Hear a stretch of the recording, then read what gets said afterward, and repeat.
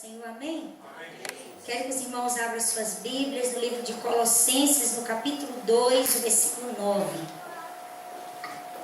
Colossenses 2, versículo 9. Hoje é o último tópico, né? O coração modelo, que é o coração de Jesus. Para você que tem o livro, você já deve ter percebido que esse último não tem no livro. Então, se você quiser anotar aí as coisas que nós colocamos aqui nos slides, né, você pode anotar, porque no livro não tem, né? Só foi passado, como diz eles, no esqueleto. E nós tivemos que pôr carne, nervo e pele nesse esqueleto, com a ajuda de Deus, porque sem Deus nós não podemos fazer nada, né, irmãos? Amém? Colossenses 2 e 9 diz assim: porque nele, em Jesus, habita corporalmente toda a plenitude da divindade. Porque nele, em Jesus Cristo, habita corporalmente toda a plenitude da divindade. Ou seja, o que é plenitude? A palavra plenitude fala do que é pleno. É algo que já está totalmente preenchido, que não tem falta de nada. Então toda a plenitude, toda a perfeição da divindade habita corporalmente em Jesus. Ou seja, Jesus é o Deus encarnado. Todas as características de Deus estão manifestas em Jesus de uma forma corpórea. Jesus manifestou aqui na terra toda a perfeição de Deus. Jesus manifestou aqui na terra toda a plenitude da divindade de Deus. Amém? Pode passar. Antes de passar, tá dando para vocês verem que tem um coração que está no céu, né? E uma mão embaixo segurando. Tá dando para entender a imagem? Amém. Próximo. Um homem com um corpo físico na terra, mas com o coração interior no céu. Esse homem é Jesus. Somos atraídos e dominados por aquilo ou aquele a quem damos muita importância. Lá em Lucas 12, versículo 35 diz: aonde está o vosso tesouro, aí estará o vosso coração. Eu queria que alguém abrisse para mim em João capítulo 4, versículo 32. Pode ser o Gideão abrir para mim em Lucas capítulo 4, versículo 32. E depois vou pedir para mais alguém ler outras citações. Um homem com o corpo físico na terra, mas com o coração interior no céu. Eu escrevi isso. Nós somos atraídos e dominados por aquilo ou por aquela coisa na qual nós damos muita importância. E daí eu coloquei uma pergunta aqui embaixo: onde está o seu coração? Se você é atraído e dominado pelo dinheiro, você vai se sentir atraído pelo dinheiro, depois dominado por ele, seu coração vai estar nele. O nosso coração, muitas das vezes, na maioria das vezes, ele é atraído por coisas ou por pessoas. Mas o coração de Jesus era atraído pelo coração de Deus. Ele amava a Deus. É por isso que os pés dele estavam na terra, mas o coração dele estava no céu. Em todos os 4 evangelhos, e foi o que eu usei de base para fazer esse estudo, irmãos. Os 4 evangelhos que falam sobre a vida de Jesus e algumas cartas também dos apóstolos, eu pude notar assim o quanto é grande, principalmente no livro, nos 4 evangelhos, o quanto Jesus amava a Deus. O quanto ele tinha prazer em obedecer a Deus. Todo o sucesso de Jesus, a alegria de Jesus era ver o Pai satisfeito. Então, o que atraía o coração de Jesus era o coração de Deus. Então, como ele se sentia atraído por Deus, o próprio Deus o dominava. Então, nós temos que prestar atenção: o que é que anda me atraindo? Será que é alguma coisa dessa terra? Será que é alguém dessa terra? Será que eu sou mais atraído pelo meu noivo, pela minha namorada, pelo meu esposo, pelos meus filhos? Porque se eu sou muito atraído por uma pessoa, eu acabo me tornando dominado por essa pessoa. Então nós precisamos, irmãos, para ter um coração como o coração de Jesus, nós precisamos ser atraídos pelo coração de Jesus. Precisamos estar, como diz em Colossenses capítulo 3, versículo 1. Vocês que já ressuscitaram com Cristo, busquem as coisas que vêm do alto, aonde está Deus, o Pai das luzes. Se nós, irmãos, não amarmos a Deus, nós jamais vamos ter um coração parecido com o de Jesus. Aquilo que me atrai, se eu me se eu me envolver demais com aquilo que me chama muita atenção, eu dou muita importância para aquilo, aquilo vai me atrair e vai acabar dominando o meu coração, as minhas vontades, os meus desejos, os meus sentimentos. Então, para mim ter um coração semelhante ao coração de Jesus, eu preciso dar muita importância, ou melhor, dar mais importância para as coisas que são de cima do que para as coisas que são de baixo. Eu preciso dar importância, ser atraído e amar e me deixar ser dominada pelas coisas que vêm do alto, aonde está Deus, o Pai das luzes. Uma pessoa que tem o seu coração na terra, ela não consegue entender o coração de Jesus, porque o coração de Jesus não estava na terra. Os seus pés estavam na terra, seu ministério, nós dizemos o seu ministério terreno, mas ele veio com uma missão, o coração dele estava em Deus. Então nós precisamos prestar muita atenção. Para quem ou para o que eu estou dando a maior importância na minha vida. Porque é para isso que eu estou dando grande valor e tamanha importância, isso vai ser o meu tesouro. E onde tiver o meu tesouro, aí vai estar o meu coração. Nós precisamos estar, até tem um hino do grupo Resgate, que eu amo, né? Os meus pés estão na terra, no chão. Os meus pés estão no chão, mas a cabeça nas alturas. Irmãos, é o que a palavra de Deus diz. Nós aqui somos passageiros, né? Nós estamos aqui somente de passagem. A nossa pátria, a nossa verdadeira cidade está nos céus. Então eu estou por um enquanto morando na rua Rio Guaporé, no 256. Por enquanto. Por enquanto eu estou ocupando aquela casa. Por enquanto aquela cama onde eu durmo é minha. Por enquanto. Depois vai ficar aí para quem quiser. Eu espero em Deus que ninguém da minha família fique para desfrutar dessa casa que vai ficar por aí, dessa terra, desse carro, desse pedacinho, nada disso. Eu quero que eles subam comigo, que fiquem mesmo para os incrédulos, amém? Então, nós não somos, nós estamos nessa terra. E Jesus viveu isso literalmente, porque mesmo ele estando na terra, o seu coração estava no céu. Jesus tinha uma sintonia tão linda com Deus, que lá em João 4, versículo 32, olha o que Jesus disse a respeito do seu gozo e da sua satisfação em obedecer a Deus. Pode ler. Porém ele lhes disse: uma comida tenho para comer, que vós não conheceis. O próximo, 32. Então os discípulos diziam uns aos outros: trouxe-lhe porventura alguém de comer? João 4, 32. Será que nós marcamos errado? João 4, 32. Hã? É o 34. Desculpa, irmãos. Nós marcamos errado. Não é o 34. Pode ser do 32 ao 34, né? Tá valendo. 34. Jesus disse-lhes: a minha comida é fazer a vontade daquele que me enviou e realizar a sua obra. Olha a sintonia que Jesus tinha com o seu Pai. O Rodrigo falou aqui sobre submissão. E ele disse que obedecer, né? Obedecer sem o seu coração estar voltado para aquilo é ter um coração endurecido. Nós não podemos simplesmente obedecer uma ordem. Nós temos que amar, colocar o nosso coração naquilo que nós fazemos. E Jesus, ele literalmente disse: sabe o que é a minha comida? Sabe o que é que me fala? Porque, irmãos, algum ser humano vive sem comer aqui? Não vivemos. No dia, no mínimo, nós fazemos, no mínimo, 3 refeições. Jesus está dizendo: o que me mantém em pé, o que me satisfaz, o que mata a minha fome, o que me dá prazer, o que me dá vida, é fazer a vontade daquele que me enviou e realizar a sua obra.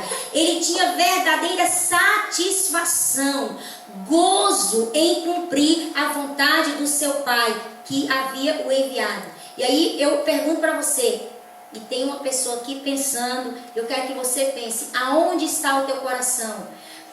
Para quem ou para o que você tem dado grande importância? Próximo slide. A sua trajetória.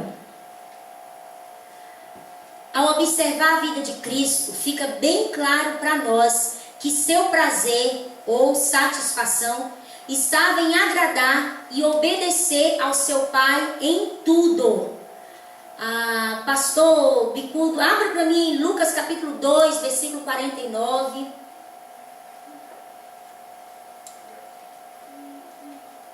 Amém? Lucas 2, capítulo 40, versículo 49. Pode ler, pastor. E ele lhes disse: Por que é que me procurais? Não sabeis que me convém tratar dos negócios de meu Pai?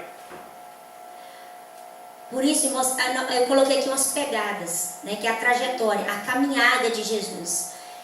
E se você já leu os 4 evangelhos, você vai observar que fica bem claro nos 4 evangelhos que o prazer de Jesus, a satisfação de Jesus era agradar e obedecer ao seu Pai. Não era só em obedecer, foi o que o Rodrigo ressaltou aqui no primeiro culto, mas era em agradar, em alegrar o coração do Pai.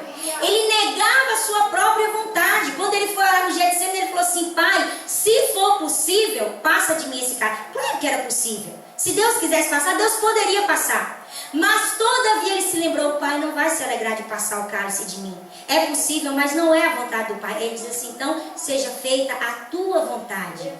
Então, e aí, esse episódio, quem sabe quando aconteceu? Lucas 49. Jesus estava na sua adolescência. Foi o que o Rodrigo também citou aqui no primeiro culto. Irmãos, a adolescência, a época de mais apaixonar, a época em que nós nos apaixonamos por tudo que fazemos. É a época em que a paixão, o sentimento está à flor da pele. Dos discípulos de Jesus, o que começou a seguir Jesus ainda na sua adolescência, segundo a soma dos cálculos das idades, foi o apóstolo João. E por isso que Jesus falava que era aquele que o mestre amava, ou que amava Jesus. João, ele não ficava com Jesus que nem nós, assim: oi, tudo bom? Não, ele não se contentava. João, ele sentava do lado de Jesus e fazia que nem, sabe quando você está apaixonado? Eu vejo aqui uns casalzinhos de namorada assim. João colocava a cabeça dele no peito de Jesus. Sabe o que é isso? Paixão. Eu quero estar perto dele. João era um adolescente. Então João, ele foi um dos últimos apóstolos a ainda permanecer vivo. E ele morreu com idade muito avançada. Você vê João nos 4 evangelhos, você vê João escrevendo as epístolas e João falando sobre o amor. Ele era o apóstolo do amor, porque ele conheceu Jesus numa época apaixonante. Ele conheceu Jesus na época da adolescência, em que ele não tinha filho, não tinha esposa. Era só ele e Deus, irmão. É tão gostoso conhecer Jesus na adolescência. E glória a Deus que eu pude conhecer Jesus na minha adolescência. Foi tão gostoso me apaixonar por Jesus. Às vezes apareciam uns rapazes piscando pra mim, querendo namorar comigo. Eu dizia assim: eu já tenho namorado. Eu dizia: quem era? Eu falei: Jesus, eu namoro com Jesus. Eu era tão apaixonada que eu dizia: Jesus é meu noivo, eu vou casar com ele, ele é meu namorado. Então João, ele escreve as epístolas, ele fala sobre amor. E depois lá no Apocalipse, Jesus decide fazer as revelações do Apocalipse para quem? Para o adolescente apaixonado que o conheceu na sua adolescência, João. Então João, assim, para mim é muito lindo. Eu amo assim o jeitinho de João, muito apaixonado mesmo. Então Jesus estava na sua adolescência e os seus pais, eles haviam ido a Jerusalém apresentar sacrifício, adorar a Deus, e eles voltam. O pai, a mãe, Maria e José estão voltando com os seus irmãos, e depois de um dia de caminhada, se eu não me engano, 1 ou 2 dias de caminhada, alguém me corrige se eu estiver errada, que é 1 ou 2 dias, entre 1 e 3 dias de caminhada, ela percebe que Jesus não está voltando para casa com eles. Aí então ela pergunta para outro parente, ninguém tinha visto Jesus. Ela voltou de novo para Jerusalém e encontrou Jesus aonde?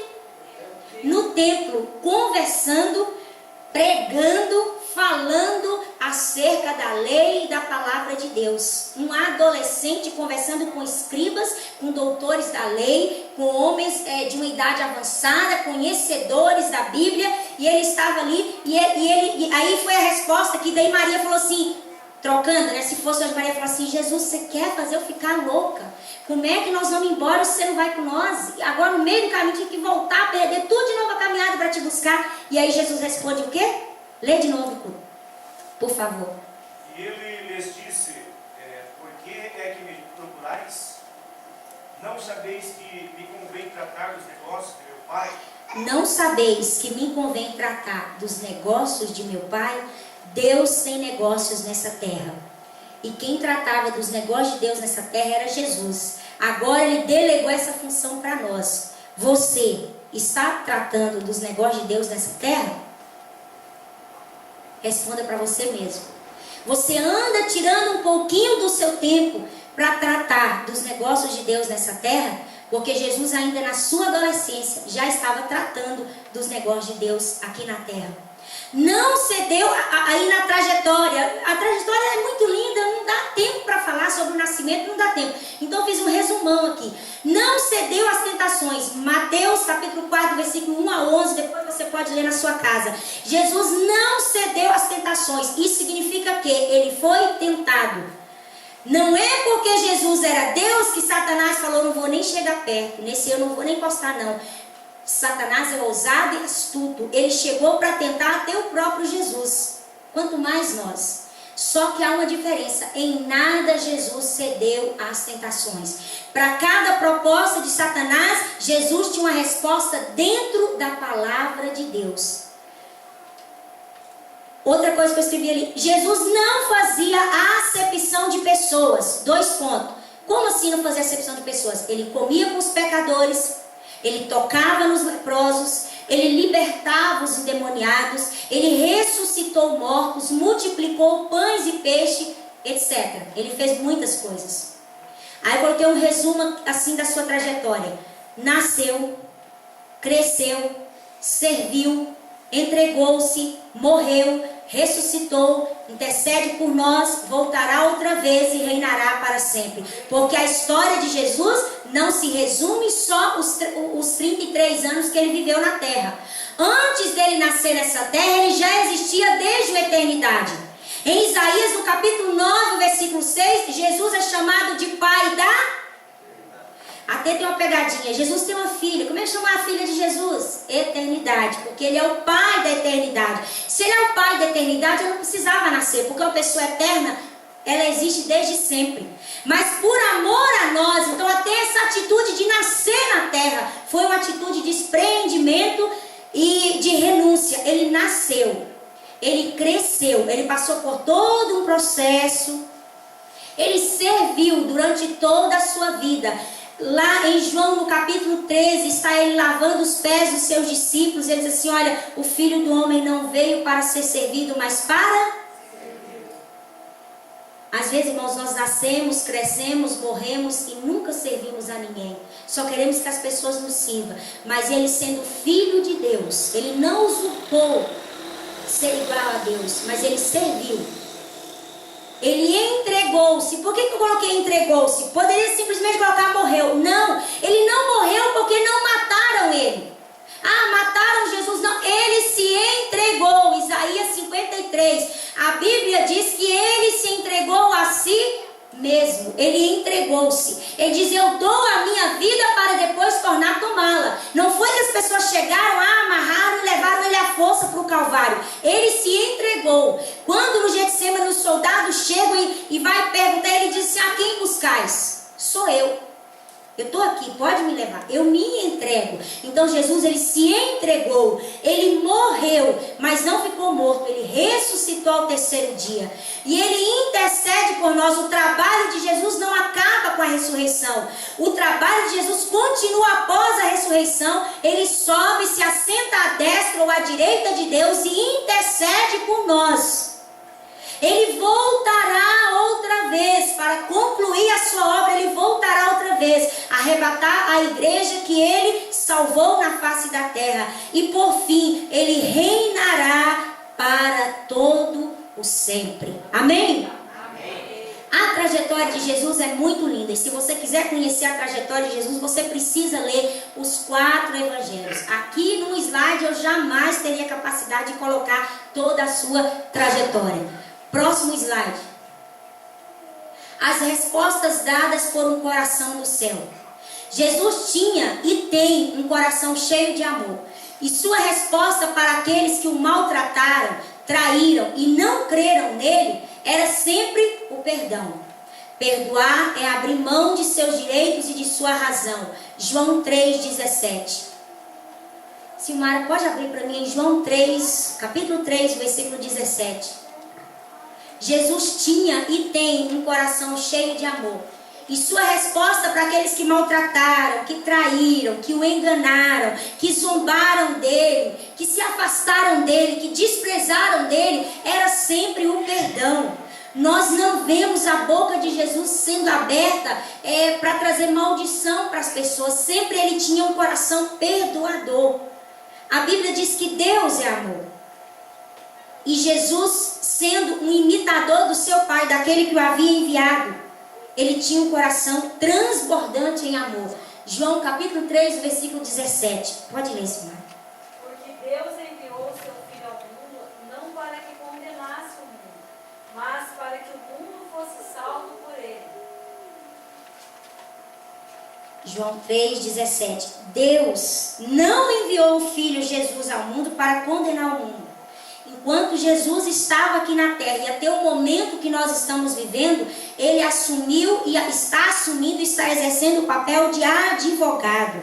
Aquele que vai perdoar os nossos pecados, que vai interceder por nós. O propósito de Jesus é interceder por nós, é salvar a nossa vida. Por enquanto ainda não é condenar o mundo, porque no versículo 18 já diz assim: quem crê nele não é condenado, mas quem não crê já está condenado. Então, por enquanto, ele está exercendo o papel de advogado, mas depois ele vai exercer o papel de juiz. Então, enquanto ele está sendo advogado, nós devemos aprender com Jesus a ter um coração cheio de amor. O próprio Jesus disse assim: olha, se vós vos amardes uns aos outros, vocês serão meus discípulos. E se vocês amarem uns aos outros, nisto reconhecerão que são os meus discípulos.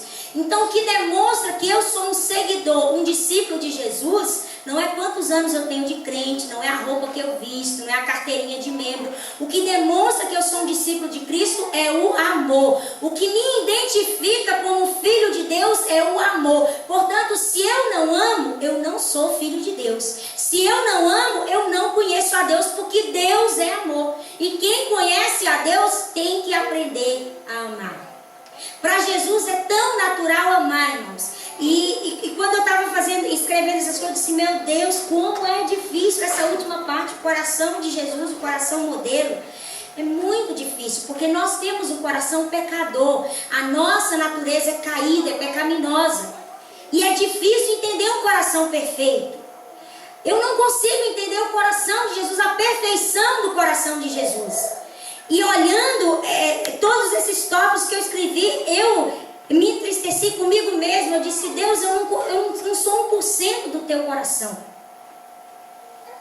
E nós precisamos, irmãos, ser parecidos com Jesus. É claro que na nossa totalidade aqui na terra nós não vamos conseguir ser 100% como Jesus, mas nós temos que nos esforçar para ser pelo menos parecido com Ele. E aqui, eu não amo por aquilo que me fazem, eu amo por aquilo que eu sou. Mas geralmente Jesus é assim, nós não. Nós amamos por aquilo que as pessoas nos fazem. Eu amo os meus filhos, mas é claro, é natural que eu vou amar os meus filhos, eles saíram de mim. É a minha cópia, são parecidos comigo, moram na minha casa, é meu. É claro que eu vou amar.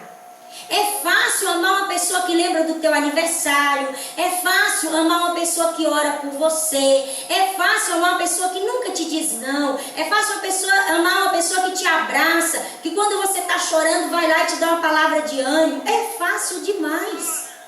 E nós somos assim, nós amamos as pessoas por aquilo que elas nos fazem, não por aquilo que nós somos. E Jesus é diferente, ele amava por aquilo que ele era. As pessoas que ele comia eram pecadores, ele conversava com mulheres prostitutas, ele conversava, expulsava, libertava demônios de pessoas oprimidas. Se ele fosse olhar para nós, para mim, para você, ele teria algum motivo para nos amar? Não teria, mas a Bíblia diz que Deus, ele prova. Ele dá uma prova do seu amor para conosco, que Cristo nos amou, sendo nós ainda pecadores. Jesus não esperou eu me converter para ele me amar. Jesus não esperou eu parar de beber, de fumar, de me prostituir, de contar mentira, de ser idólatra, de fazer mal para os outros para ele me amar. Ele me amou eu ainda fazendo todas estas coisas. E é difícil de compreender esse amor, porque geralmente nós temos facilidade de amar as pessoas que nos amam, de amar as pessoas que nos tratam bem. Mas Jesus não, ele amava as pessoas não pelo que as pessoas eram, ou não pelo que as pessoas faziam, mas porque ele era amor. Era a natureza dele ser amoroso. Irmãos, e que bom se um dia nós chegarmos nesse estágio de poder dizer, olha, fulano me persegue, fulano não gosta de mim, fulano falou mal de mim, puxou meu tapete, fez isso, fez aquilo, mas eu continuo amando essa pessoa. Porque eu amo essa pessoa não pelo que ela faz ou pelo que ela é, mas porque é a minha natureza, é natural para mim amar. Eu sou filho de Deus, o amor de Deus está derramado no meu coração. Então, consequentemente, eu vou amar os outros. Mas é difícil demais, irmãos. Falar isso aqui é tão lindo, é tão facinho, parece que é, né? Mas é tão difícil na prática, como é difícil.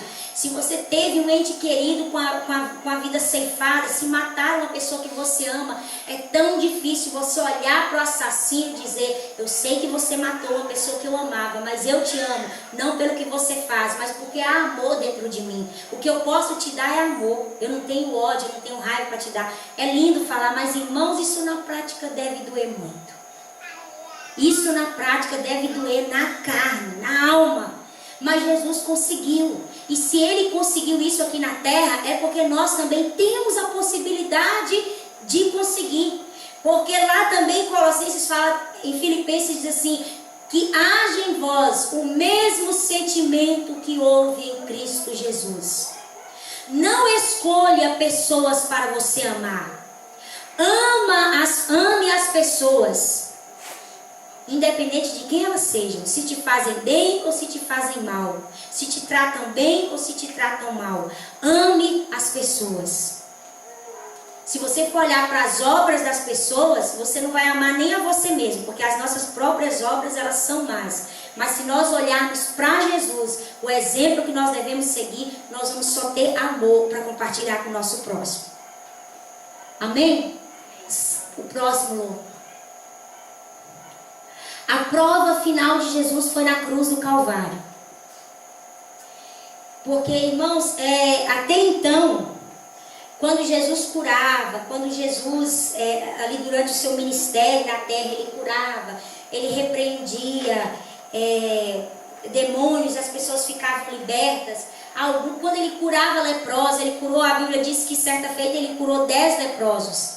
Se eu não me engano, um só, né? Voltou para agradecer. Pelo menos um voltou para agradecer. Então a gente fica assim, bom, então pelo menos aí Jesus teve, né, uma demonstração de amor, de carinho, de gratidão. E durante todo o seu ministério, algumas pessoas demonstraram amor para com Jesus. Né?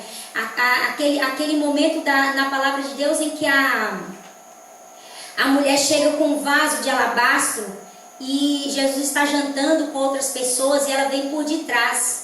E ela começa a chorar, a ungir os pés de Jesus com suas lágrimas, enxugar com seus cabelos. E ela quebra aquele vaso de alabastro e joga sobre o mestre. Ali foi uma atitude de carinho. Jesus entendeu, essa mulher me ama. E Jesus falou assim, ó, quem muito é perdoado, ama mais. Então ele recebeu ali alguma atitude de carinho, alguma atitude de reconhecimento pelo que ele fez. Mas quando chega na cruz, irmãos, o que me causa estranheza e ao mesmo tempo não, porque hoje nós conhecendo e vendo em que grau chegou a maldade do ser humano, nós até entendemos. Pessoas no meio daquela multidão, quando Jesus foi passar pelo julgamento e foi dado àquela multidão a opção de escolher Jesus ou Barrabás. As pessoas preferem que seja solto Barrabás, que era um homicida, que era um homem que causava tumulto, dissensão. Eles preferiram que fosse solto Barrabás do que fosse solto Jesus. E eu creio que no meio daquela multidão ali, havia pessoas que viram Jesus fazer milagres. E que até foram alvos dos milagres de Jesus. Quem sabe no meio daquela multidão que gritava, crucifica, solta Barrabás e crucifica Jesus. Quem sabe estava até algum endemoniado que já havia sido liberto. Quem sabe estava um leproso que tinha sido curado. Quem sabe estava alguma pessoa, alguma criança, alguma mulher que que havia comido dos 5 pães e dos 3 peixinhos que ele havia multiplicado. E causa uma certa estranheza, porque Jesus, quando ele veio à terra, ele sabia que ele tinha que passar pela cruz. Ele sabia que ele ia ser desprezado, ele sabia de tudo que ele ia passar. Ele não recuou em nenhum momento, ele tentou negociar a vinda dele com o Pai aqui na terra. Em nenhum momento ele sugeriu que fosse mandado outra pessoa em seu lugar. Em todo momento ele foi voluntário, em todo momento ele abriu mão dos seus direitos. Ele humilhou-se a si mesmo, deixou um lugar de honra, que era o seu trono no céu, para assumir um lugar de vergonha na terra, que era a cruz. E aí que vem o confronto comigo. Será que eu trocaria de lugar? Jesus trocou um lugar de honra por um lugar de vergonha. Será que eu trocaria hoje, eu, Neide, pastora, eu ia trocar esse título de pastora por um título de mulher da vida, mendiga, usuária de droga, por amor a alguém? Eu me perguntei, será que eu ia sair do meu lugar de honra para substituir alguém e tomar a vergonha de alguém para mim? Eu? Sinceramente, irmãos, eu não faria. Estou sendo sincera. Por isso que eu disse, meu coração está muito longe de se aproximar ao coração de Jesus. Pensa a posição que você tem, o ministério que você tem, o cargo que você tem, a casa que você tem. Você trocaria de lugar com outra pessoa que não tem essa casa, que não tem essa paz, que não tem essa alegria, que não tem essa comunhão, que não tem essa certeza de salvação. Que quem sabe agora na chuva está enrolado numa coberta debaixo de uma ponte, dividindo um cachimbo de crack com outra pessoa, vendendo o seu corpo a troco de umas pedras para cheirar. Eu não trocaria. Mas Jesus trocou. Isso é amor, irmãos. Amor não é blá, blá, blá. Amor não é palavra. Amor é atitude, amor é ação. Eu chegar e entregar um folheto para um mendigo, para um usuário de droga, isso é muito fácil. Agora eu trocar de lugar com ele, é só Jesus que faz isso. É só Jesus que faz isso. Por isso que às vezes tem muitos homens de Deus na Bíblia, Paulo, Davi, Abraão, amo Abraão, admiro Abraão, também teve as suas falhas, e como teve. Mas igual Jesus, Jesus é o cara, gente. Jesus é perfeito em tudo. Jesus não sei como é que fala, ao concurso. É assim que fala? Ao concurso. Nunca ouviu falar essa palavra, gente? Meu Deus, vocês não assistem televisão? Só eu? São todo mundo... Ah, tá bom. Gente, Jesus é ao concurso. O que é isso? Ele não tem concorrente. Sabe quando ele fala assim, nossa, Gisele Bündchen é a modelo, ela é ao concurso. Eu não sei se estou falando certinho, mas é uma palavra francesa. Ela não tem concorrente à altura. Ninguém pode concorrer com ela, entendeu? Então eu estou dizendo, Jesus, não há ninguém que possa concorrer com ele. Eu não posso comparar ele com ninguém. Não existe ninguém. Então é claro que eu posso admirar homens da Bíblia, mas o quem eu devo é por isso. Que tem aqueles assim, ó Deus, dá-me o coração de Jó. Não, Jesus, não me dá o coração de Jó. Porque para mim ter o coração de Jó, eu vou ter que passar as experiências que Jó passou. Eu não quero passar a experiência que Jó passou. Senhor, dá-me um coração igual ao teu, meu mestre. Coração disposto a obedecer. Aquele hino, vocês estão lembrando daquele hino bem antigo, da época das comunidades, não sei se alguém lembra. O coração modelo a quem nós devemos desejar e ansiar ser igual é o coração de Jesus, porque é o coração perfeito. Aí eu escrevi ali, ó, Jesus, ele foi torturado, julgado, desprezado, exposto, porque lá no trono que ele tinha no céu, ele era adorado, ele não era exposto. Aqui na cruz, lá no seu trono, ele estava revestido de glória. A sua roupa era glória. não precisava de vestimenta, de manto. A sua vestimenta era a própria glória de Deus sobre a vida dele. Mas aqui na cruz ele foi despido, ele ficou nu. Somente as suas partes íntimas foram tampadas ali na cruz. Ele trocou o trono, lugar de glória e de honra, pela cruz, que é um lugar de nudez, de vergonha e de maldição. A cruz era o pior castigo com que se podia castigar um homicida, um ladrão, um malfeitor. Era o pior castigo, era a cruz. E foi para esse que Jesus foi. Ali ele foi despido, ele foi exposto. Os ossos de Jesus, ele era tão magro que podia se contar os seus ossos. Ele foi desafiado a descer da cruz e a mostrar o seu poder e divindade.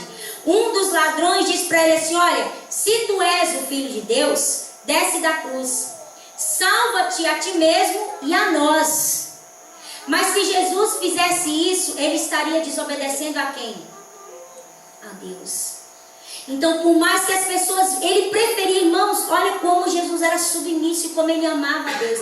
As pessoas olhou para ele, tinha ele como ferido de Deus. As pessoas achavam que Deus estava maltratando Jesus. As pessoas olhavam e achavam: Deus está punindo esse homem, porque ninguém merece uma morte como a desse homem. É Deus que está pesando a mão, é Deus que está maltratando. As pessoas olham para ele e viam que ele era como ferido de Deus, desprezado por Deus. Mas no fundo ele sabia: Deus se alegra em mim, Deus tem prazer no que eu estou fazendo. Sabe o que é isso, irmãos? É remar contra a maré. Sabe o que é isso? É não estar nem aí por aquilo que as pessoas estão pensando de mim. O importante para mim é o que Deus quer que eu faça. É eu obedecer sem questionar. Todo mundo vai dizer: você é louco, você é louca. Deus não está nesse negócio, mas Deus mandou eu andar assim. Eu vou andar assim, eu não sei porquê, mas eu vou andar assim. Eu quero agradar a Deus. Irmãos, é por isso que tem pregadores ganhando a vida em cima de um púlpito. Sabe por quê? Eles estão agradando aos homens, eles estão salvando a eles mesmos e aos outros, mas estão descumprindo o propósito de Deus na vida deles. E pasmem, a agenda destes homens estão cheias. Se você quiser convidar para pregar na sua igreja, tem que ser com um ano de antecedência, porque a palavra que eles pregam agrada muito a igreja, agrada muito as pessoas. Mas Jesus não estava nem aí se ele agradava ou desagradava. Ele falava o que ele ouvia do Pai.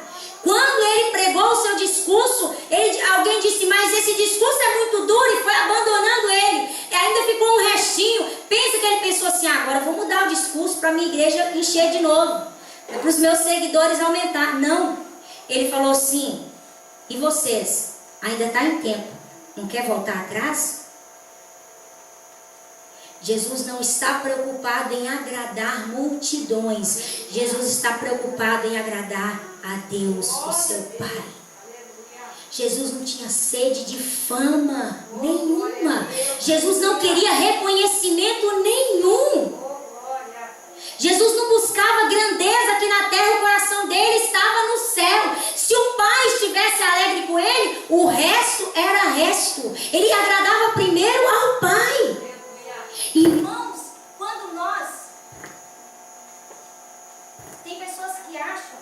Não sei mexer nessa coisa. É só mesmo? Voltou? Amém? Às vezes nós achamos que o sucesso do nosso ministério é a aprovação das pessoas. Mas o sucesso do nosso ministério é a aprovação de Deus.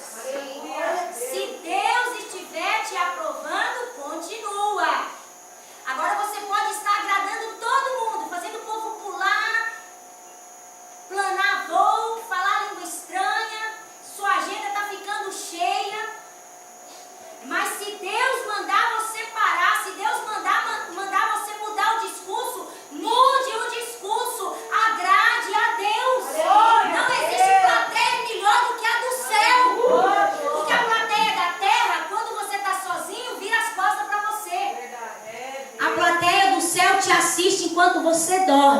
cuida de você quando você está sozinho.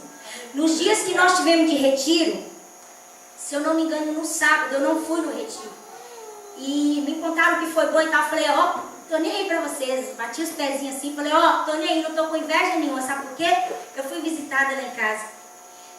Na noite de sábado para domingo, eu não me lembro se foi de sexta para sábado, foi uma noite.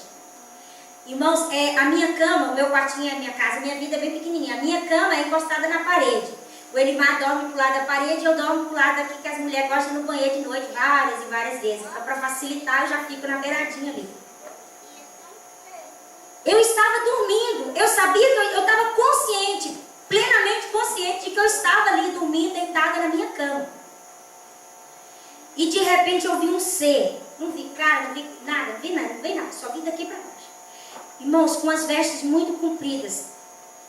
E fazia assim, vinha do meu pé até a cabeceira da cama, virava durinho e voltava até o pé da cama e virava. E enquanto isso, eu me vendo deitada, eu comecei a falar em língua estranha, mas uma língua que eu nunca falei, que eu não me lembro. E eu falava alto, eu falava pra mim mesma, Neide, fale mais alto pra você acordar o Elimar, pra ele te contar depois como é que foi. E eu falei, meu Deus, será que o Elimar está escutando? Mas eu gritava, eu bradava alto em língua estranha. E o anjo andava, ia dos pés à cabeceira, dos pés à cabeceira. Sabe o que eu entendi? Eu estou velando o teu sono. Eu te conheço. Eu estou cuidando de você. Por isso, irmãos, que eu prefiro agradar a Deus. Sabe por quê? Porque a hora que eu estou dormindo de noite, ninguém vai lá fazer ronda na minha casa. Mas Ele vai. Quando você estiver em perigo, Ele vai enviar os anjos dele para te proteger. Eu não sei do que Deus estava me livrando, eu não sei o que estava acontecendo, mas eu pude ter experiência de que um anjo estava me guardando, porque ele andava assim, ó, ele não olhava para mim, chegava aqui, virava como se fosse um soldado e voltava de novo, aquela pessoa grande, e eu tinha medo, ao mesmo tempo que eu tinha pavor, eu tinha pânico, eu me alegrava de ver e sentir aquela presença ali dentro do meu quarto. Por isso Jesus preferia agradar o Pai, porque quando ele precisava, quando lá no Getsemane chegaram os soldados, e daí Pedro vai, pega a espada e começa, tipo, né, Jesus, eu vou te defender, corta a orelha do soldado, Malco, se não me engano, Malco, e Jesus vai, pega a orelha, cola de novo e diz assim, você acha, Pedro, que se eu quisesse me livrar da morte, eu não poderia pedir para o meu pai e ele enviaria o quê? Um exército, uma legião de anjos aqui? Por isso, irmão, é bom nós tratar dos negócios do Pai aqui na terra, porque quando você estiver correndo perigo, Ele envia os anjos para te livrar. Se você não tiver que passar por aquilo. Então, vale a pena você agradar a Deus, você ter intimidade com Deus, você amar a Deus e buscar obedecer a Deus. A pessoa que é obediente a Deus, ela sempre tem respaldo no céu. Ela sempre vai ter o aval de Deus, porque ela anda em obediência com Deus. Então Jesus, ele foi desafiado a descer da cruz, mostrar, se ele descesse da cruz e salvasse ele mesmo e salvasse as outras pessoas, ele ia mostrar que ele era Deus. Mas o interesse de Jesus não era aparecer, não era mostrar, olha aí, veja para mim, eu sou poderoso, eu sou Deus. Não! O desejo de Jesus era obedecer ao Pai. Ele preferiu obedecer ao Pai e ser humilhado do que desobedecer e ser exaltado pelos homens. A mesma coisa eu te digo, crente, prefira obedecer a Deus e ser humilhado pelos homens do que obedecer aos homens e ser esquecido por Deus. E ouvir naquele grande dia, eu não te conheço, mas Senhor, eu profetizei, eu expulsei demônios, eu fiz isso, eu fiz aquilo, no teu nome. O Senhor vai dizer, mas eu não te conheço. Você fez tudo isso aí usando o meu nome, mas eu não estou nesse negócio, não era obra minha. Então prefira agradar a Deus, porque você vai ser sempre socorrido na hora da necessidade. Porque Jesus já desceu do céu sabendo que o seu destino seria a cruz. O pai de Jesus não era por coincidência. Qual era a profissão do pai de Jesus? Carpinteiro, ele lidava com madeira, não era por um acaso. E alguns pregadores dizem que quando Jesus estava ali passando o formão, quem sabe lixando a madeira, lá no seu coraçãozinho de adolescente, de jovem, ele já sabia, um dia eu vou ser pregado em cima de um madeiro, semelhante a esse. Ele já sabia. Ele poderia voltar para trás e dizer, não quero mais, ó Deus, até aqui Deus chegou. Não, ele foi até o fim. Ele sabia que o seu destino era a cruz. Esse era o preço da nossa salvação, o sangue de um inocente. Ele é o Cordeiro de Deus que tira o pecado do mundo. Diante de todo o sofrimento que passou na cruz, não proferiu palavras de maldição contra seus acusadores. Antes disse, Pai, perdoa-lhes, porque não sabem o que fazem. Aí eu coloquei essa citação, está lá em Lucas 23, 34, e Isaías 53, se você for ler lá Isaías 53, você vai ver que como ovelha muda, ele foi levado ao matadouro. Irmãos, quando nós estamos sendo afrontados, quando nós estamos sendo desprezados, nós devemos vigiar com a nossa boca. Porque o nosso coração se enche de tristeza e nós queremos às vezes soltar com a nossa boca, amaldiçoar as pessoas que estão nos acusando, amaldiçoar as pessoas que estão nos perseguindo, mas Jesus nos deixou o exemplo que lá na cruz, se você ler nos 4 evangelhos, o momento da crucificação, ele não profere nenhuma palavra de maldição. A única coisa que ele questiona, e é um grito dele quando ele diz, Eli, Eli, lama sabachthani. Ele diz assim, Deus meu. Ele não questiona com os homens, ele questiona, Deus meu, Deus meu. E não é nem um questionamento, é um desabafo da alma dele ali naquele momento. Ele diz, Deus meu, por que me abandonaste? Porque naquele momento da cruz, Deus tinha que abandonar Jesus.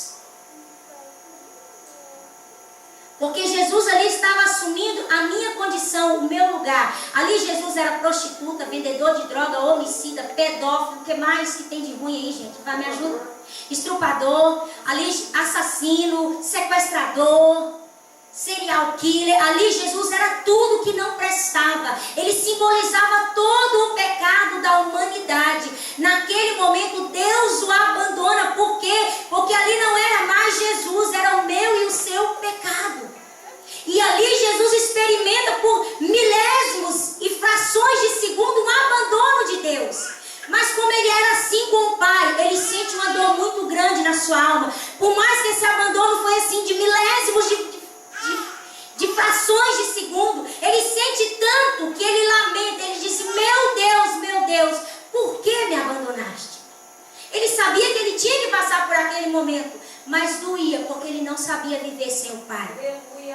A Trindade é Deus Pai, Deus Filho e Deus Espírito Santo. Lá na cruz, a Trindade por milésimos de frações de segunda foi separada. Nós não entendemos isso, porque nós somos únicos, nós somos individualistas. Mas a Trindade, eles são unidos, eles agem em comunhão. Então quando um é separado do outro, a dor era muito grande. E mesmo sentindo toda essa dor e esse abandono, ele vira para as pessoas, ele vira para o Pai e diz, Pai, perdoa essas pessoas, porque elas não sabem o que elas estão fazendo. Elas não sabem que elas estão crucificando, desprezando e rejeitando a própria salvação, que era Ele mesmo. Em nenhum momento eu vejo Jesus na cruz se justificando.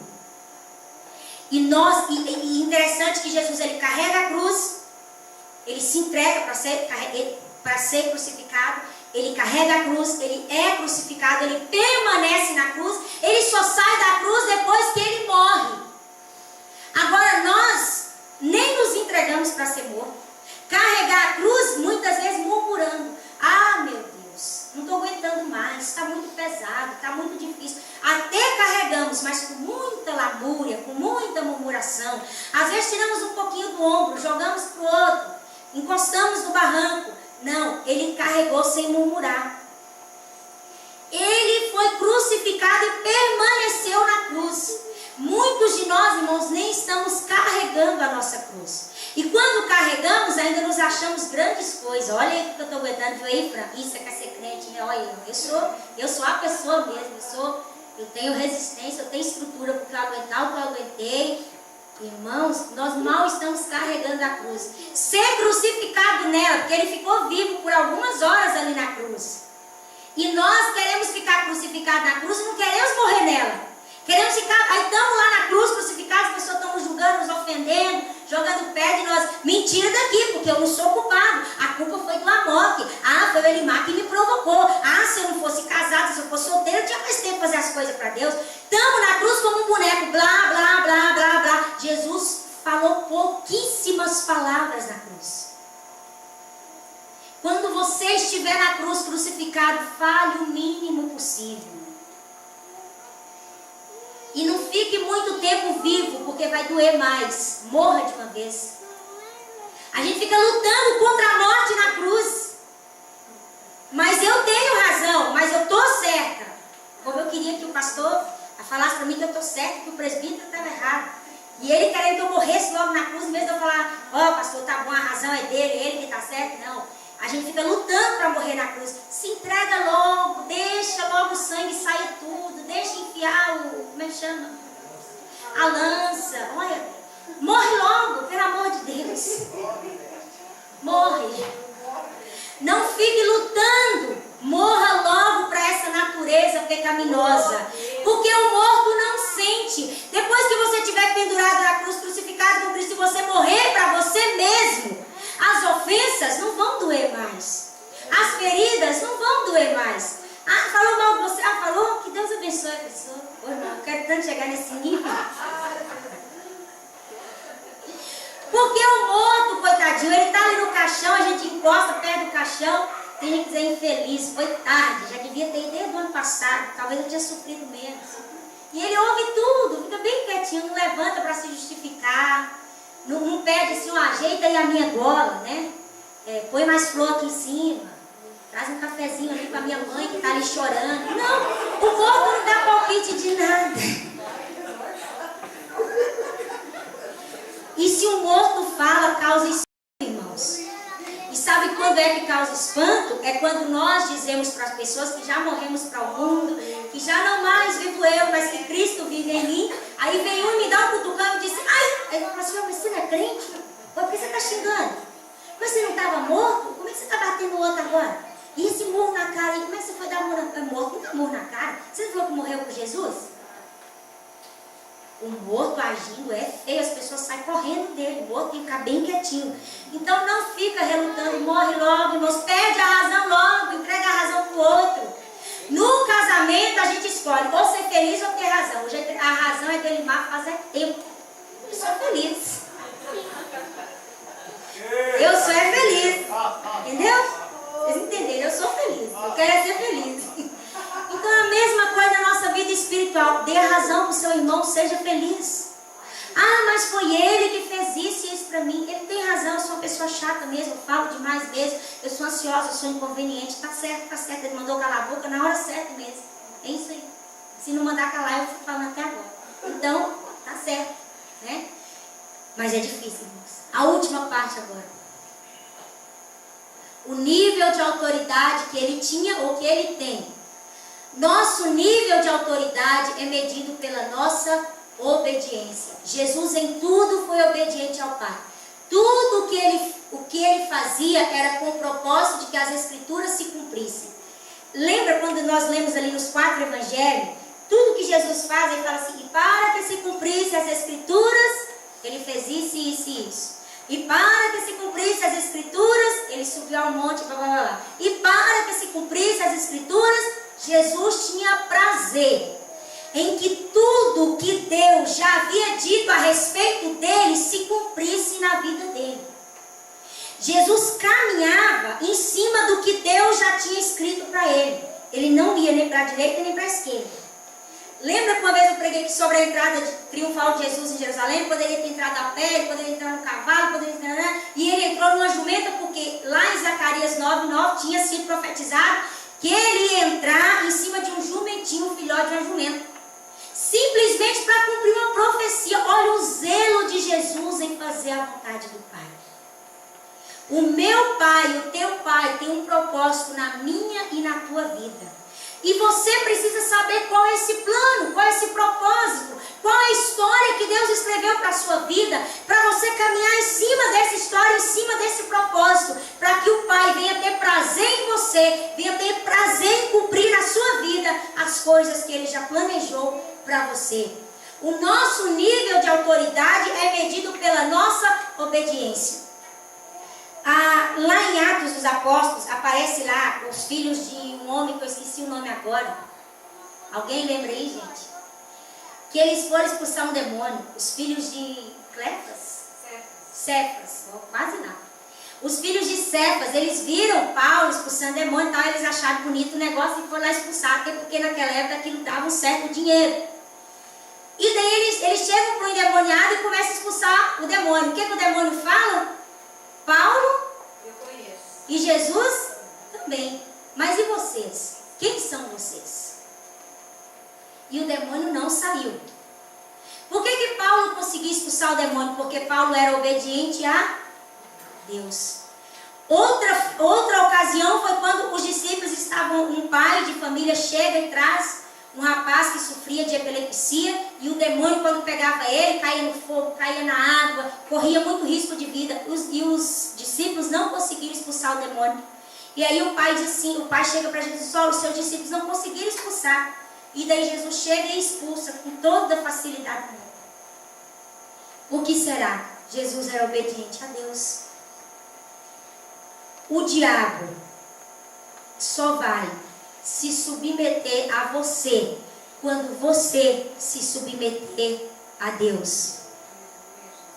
Chegai-vos a Deus e Ele se chegará a vós. O que mais?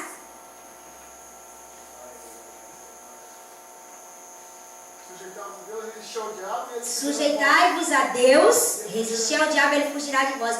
O diabo só vai fugir de mim. A Silmara devia lembrar, você lembra que você pregou isso?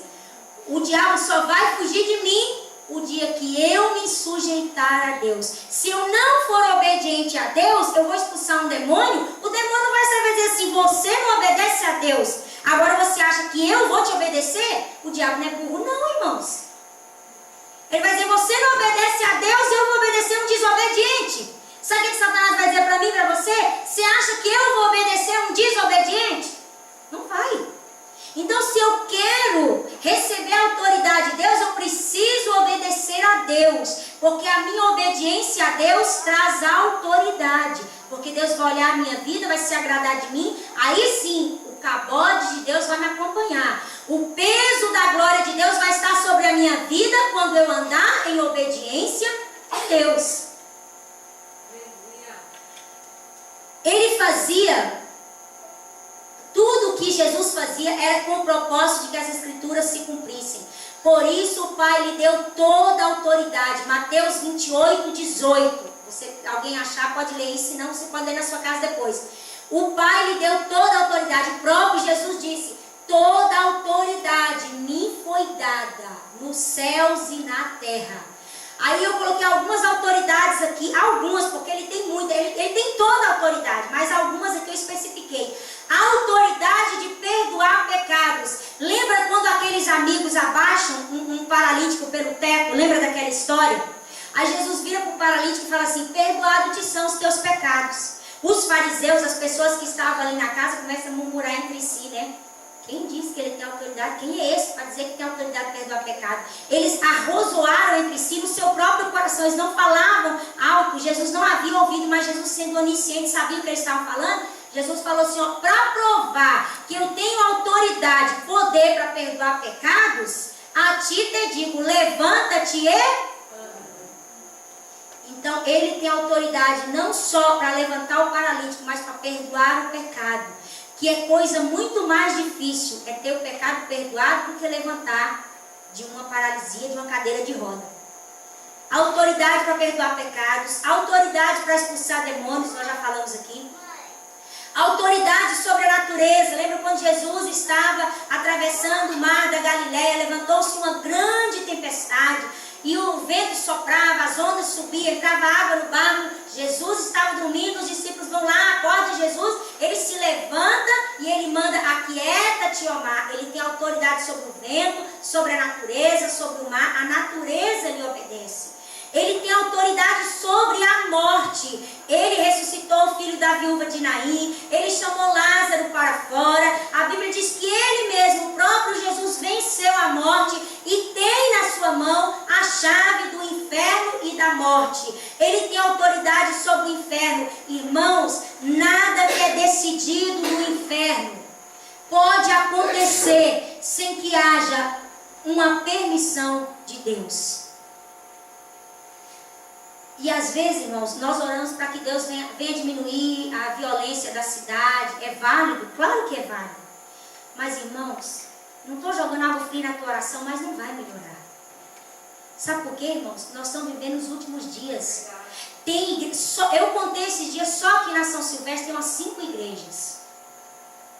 Para todo gosto. Tem que usa saia, tem que usa calça. Tem todos os gostos, só aqui nesse bairro. Mais ou menos umas 5 igrejas. A palavra está sendo pregada. As pessoas estão orando. Agora Deus não vai obrigar ninguém a se converter. Então é válido, claro, nós vamos orar. E eu creio que nós temos, que é o nosso papel como igreja, pedir a Deus que tenha misericórdia de Telêmaco Borba. Mas, irmãos, Deus não obriga ninguém a ser salvo. A maioria dos moradores de Telêmaco Borba conhecem a verdade. A maioria desses uns que estão tendo a sua vida ceifada são filhos de crentes que estão desviados, afastados dos caminhos do Senhor. Alguns, quando iam voltar, voltaram tarde demais. Antes de chegar na igreja, tiveram a sua vida ceifada. Nós temos que orar sim, vamos orar sim, devemos continuar intercedendo sim. Mas a tendência, irmão, sinto muito, não é melhorar. O justo sim, Deus vai guardar, Deus vai preservar. E nem o justo está livre de tomar uma bala perdida. Porque Deus seria injusto de guardar o justo de Telêmaco Borba e deixar o justo do Rio de Janeiro morrer de bala perdida. Que lá tem muito inocente, criança, filho de crente, pastor, morrendo de bala perdida. Em Minas Gerais um pastor morreu que a sua igreja desabou em cima dele. Não foi maldição de Deus, ele morreu, chegou o dia de Deus levar ele, amém. Mas Deus não vai obrigar ninguém. A palavra está sendo pregada. Ninguém mais é inocente nos dias que nós estamos vivendo. Deus vai tendo misericórdia, só que as bases do trono de Deus não é só misericórdia, é juízo também. É amor também, é justiça também. E Deus vai tratar com essas pessoas. Mas quantas vezes, irmãos, eu posso dizer aqui que uma dessas pessoas que já teve a sua vida ceifada, um dia eu preguei aqui no domingo, e eu saí daqui, depois que eu preguei, fui falando em língua lá, encostei perto de um dele, e dei o recado do Senhor, o colega dele saiu de perto com medo. Falei, volta enquanto é tempo, você está desviado. Ele falou assim, hoje não. Eu disse, amém, mas eu te entreguei o meu recado. No ano passado, no final do ano, ele teve a sua vida ceifada. Então ninguém está desavisado. A Bíblia diz que Deus coloca diante de nós a vida ou a morte. Escolha, pois, a vida, que é Jesus, para que você viva e tenha salvação. Então tudo que até o que é decidido no inferno passa sob a permissão de Deus. Se Deus não permitir, demônio nenhum trabalha. Se Deus não permitir, o diabo só vai até onde Deus deixa ele ir. Até Deus diz, até aqui sim, na vida de Jó. Só foi até onde Deus disse, até aqui, na vida dele você não toca, você pode tocar na saúde, na vida dos filhos, mas na vida da mulher e na vida dele, na condição de vida, fôlego de vida, você não vai tirar. Então, Jesus tem poder sobre todas essas coisas. E por que ele tem poder sobre todas essas coisas? Por que ele tem toda a autoridade? Jesus recebeu toda essa autoridade, pois era em tudo submisso ao Pai e nunca pecou. Jesus, quando ele morre na cruz do Calvário e ele foi sepultado, ele desce lá ao inferno. A Bíblia diz que o salário do pecado é a morte. Então, quando alguém chegasse ali no inferno e tivesse pecado, essa pessoa tem que ficar lá, porque o que ela merece é a morte eterna, que é o castigo eterno, a morte eterna, o inferno. Quando Jesus chega no inferno, aí alguém diz assim, teve festa. Tem gente que faz até o sábado de aleluia. Aleluia, farinha na cuia para você. Porque não existe isso, eu nunca vi na Bíblia que existe festa no inferno. Irmãos, em nome de Jesus, no inferno não existe mulher bonita, não existe loura gelada, não existe mulher de biquíni dançando e os homens olhando. Não é isso. Isso é mentira. mentira que a televisão e que os filmes passam pra gente. O inferno é sofrimento, é ranger de dente, é choro. O inferno é lugar onde o bicho come, onde o fogo não se apaga. É lugar de tristeza. E quando Jesus chegou ali, o inferno estava em festa. Jesus chegou lá e interrompeu a festa. Não tinha festa coisa nenhuma. Quando Jesus chegou lá, Satanás se apavorou, porque ele viu um santo, um justo entrando num lugar que era só de pecador. E o pavor de Satanás era tanto que ele não poderia segurar Jesus ali, porque Jesus não tinha pecado para receber o salário que era o inferno. Entendeu? O pagamento do pecado é a morte. Como Jesus era santo, em nada ele pecou, por isso ele venceu o inferno e a morte. Satanás viu que ele era um cordeiro sem mancha. Nunca ele tinha pecado, nunca ele tinha desobedecido a Deus. E daí Satanás tem que entregar a chave do inferno e da morte para Jesus, porque Jesus era perfeito. Nunca havia pisado no inferno alguém com um coração tão perfeito, tão puro como o coração de Jesus. Por isso ele recebeu toda a autoridade. E é por isso que a palavra de Deus diz que todo joelho que há no céu, todo joelho que há na terra, e até os joelhos que estão debaixo da terra, eles têm que se dobrar e reconhecer que Jesus Cristo é o Senhor dos senhores. Ele é incomparável, ele é lindo, ele é maravilhoso. E todas as vezes, irmãos, quando nós damos de cara frente a frente com Jesus, eu tenho que abaixar a minha cabeça. Eu me envergonho de quem eu sou. Eu me envergonho do que eu faço. Eu me envergonho do que eu sinto. Eu me envergonho de colocar o meu coração diante do coração de Jesus e ver que o coração dele é tão perfeito. E eu coloquei aqui de vermelho bem grande para mim e para você. Quer autoridade? Eu quero autoridade. Eu quero expulsar demônios. Eu quero orar pelos enfermos e eles serem curados. Quer autoridade? Seja obediente. Se você quer autoridade, você precisa ser obediente a Deus. Sem obediência nós não ganhamos autoridade. Amém? Convido a igreja para se colocar em pé.